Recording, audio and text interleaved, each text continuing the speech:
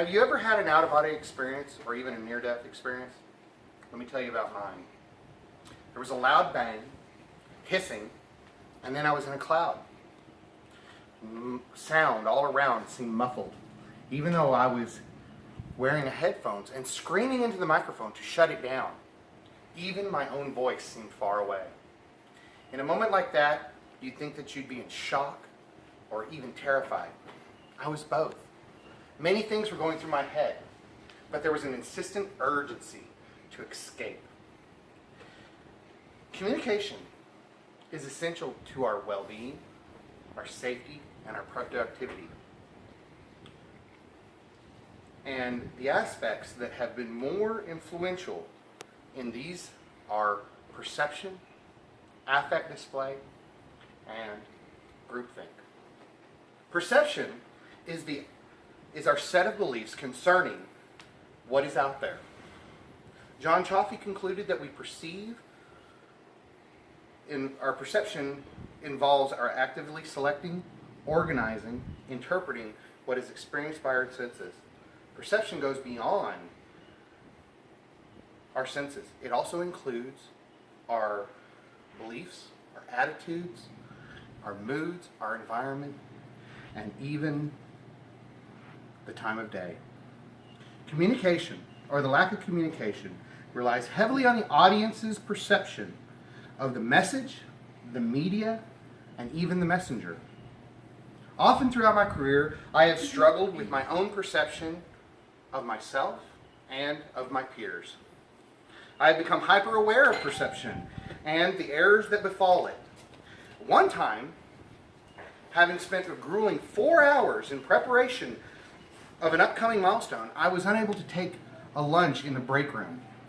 So I opted to eat my sandwich while in full view of a camera while manning the test stand. And then suddenly, through my headset came an unfamiliar voice very clearly and with urgency asking why we were not actively preparing for the test. It was the CEO who, from nearly 2,000 miles away, observed a technician relaxing and eating a sandwich instead of preparing for a test. The error in perception was a result of information without context. Battling perception and the miscommunications that occur have structured my career and how I communicate with my peers. I have strived to provide clear and concrete details with my peers and with my colleagues when I'm communicating, and even someone has once stated that perception is reality. I countered that perception is the incomplete observation without context and should always be considered with scrutiny. Question everything, because we are human and perception can be flawed. The way a person moves, the way they talk, their hand gestures, and even the slight incline of their head all distinguish them and instill confidence and trust. Martin Luther King, standing behind a pulpit, would wave his hand as he recited, "I have a dream." And even Bill Clinton, resting his thumb on his fist, emphatically stating and denying his infidelity to the country. Often, these affects define that individual and last longer than the prominence of that person.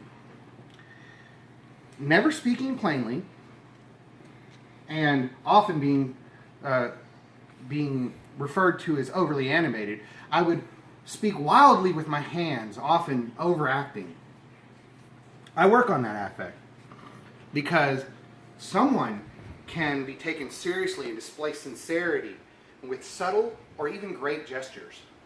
But it is the affect that can also rob a person of the same credibility. I am more measured when I speak, being aware of my conscious and hand gesture, my posture, my facial expressions, and even my eye contact. These have all helped me to be a more effective communicator and a leader. Groupthink is the tendency of a group to avoid conflict and to express agreement within their group rather than to apply critical thinking and adequate investigation. Groupthink occurs when the group values harmony over accurate analysis and critical thinking, according to Irvin. This case in particular is familiar and close to me because compatibility and dangerous group mentality is still quite prevalent many years after the events following the space shuttle incident. In 2008, following the third flight of the prototype rocket Falcon 1 from SpaceX, there was a failure and immediate analysis of root cause. And it was discovered that a new set of hardware was installed, and the group refused to analyze what and ask the question, what was different between this flight and the one previous? That is groupthink.